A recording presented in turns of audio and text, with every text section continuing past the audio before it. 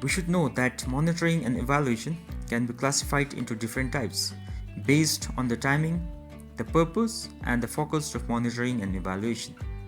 Likewise, some of the most commonly used monitoring approaches in development and social sector are the results monitoring, process monitoring, compliance monitoring, financial monitoring, and organizational monitoring.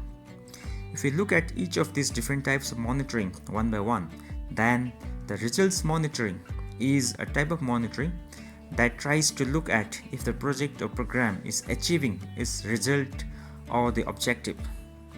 For this, we need to gather data and see if the project is progressing as intended or if there are any deviations or obstacles.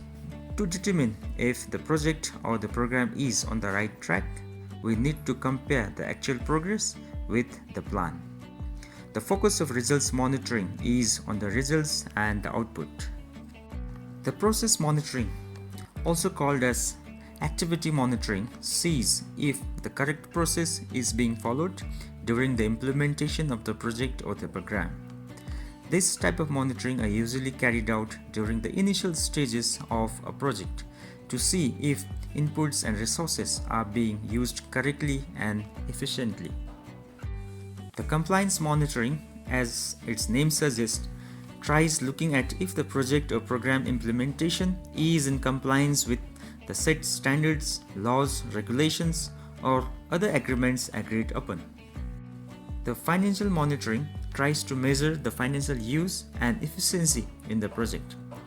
It looks at if the budget allocation is being followed and if there are any deviations in the use of the allocated budget. And lastly, monitoring can also be done at the organizational level to see if the organization is developing or changing as planned. Organizations can be monitored in terms of growth in revenue generation, expansion strategy, or other parameters of interest. Among all this, results monitoring is the most important for any project or program.